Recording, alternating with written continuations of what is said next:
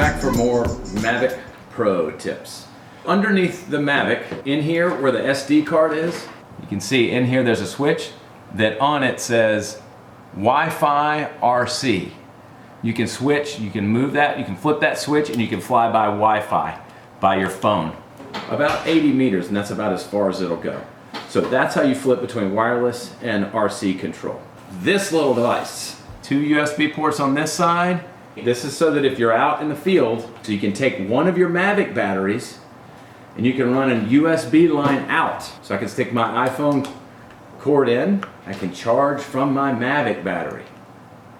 When you set that Mavic down and you turn it on, while you're waiting this to kind of initialize and set home points and all that, then survey power lines and trees. Because it's all the little bitty limbs on trees that'll get things. Certain places you live, trees will be irrelevant, but power lines could be. Chances are you're going to bump into something. You're probably not going to injure the Mavic itself, but these blades, you're going to need more, so go ahead and buy them now. Another thing you may want to do is order another one of these phone connection lines. That right there, because you don't want to be out and have it get somehow kinked up in here and somehow broken and not be able to fly it until another phone cord arrives. I'm just saying I think that's worth it if you have the money to do it. As a beginner, if you can, walk with it. I generally fly by walking with the drone, keeping it in sight and looking at it. I do not fly exclusively by the phone on the screen. About 30% of the time I fly by the camera view. Under the quad menu,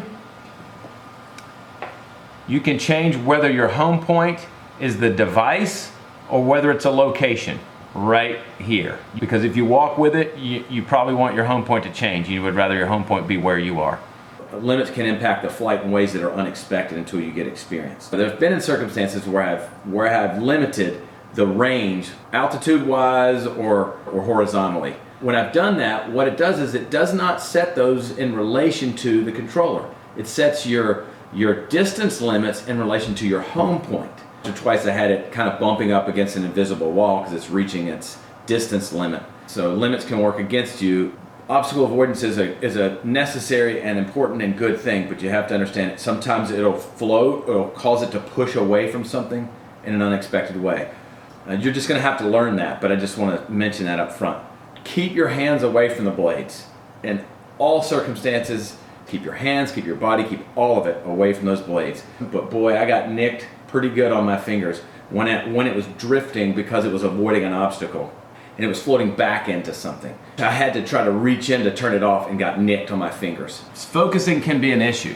So sometimes you want to see, if you look and you see this yellow circle, see the yellow circle right there? If you tap on the yellow circle, that will switch it to a green square. Now when you tap with the green square, it'll focus on that spot. And if you want to flip back, you tap on the green square and it becomes a yellow circle. That will change its exposure.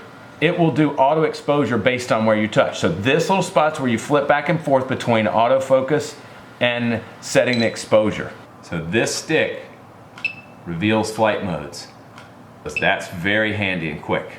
If you want to access where to change your film settings, these lines right here is where all the camera settings are, okay? Right there. And in here, that's where you change it. The best way to take pictures is to film in 4K and then use a program to extract a frame out because the frame will be the size of 4K. If you record at 60 frames per second or 96 frames per second, you can have some fantastic slow motion. If you have a micro SD card that's giving you trouble, under here is Format SD card. If you look through all the 3 types of settings you can do here, under the very bottom is Format SD card. That's an option. If you get out and you're flying and you're stuck somewhere and you're a little confused about where exactly it is, like precisely its vertical location, you can flip the gimbal down and do a bird's eye view. You can see exactly where the drone is presently. Hope this is a meaningful, helpful video. Thanks. Bye.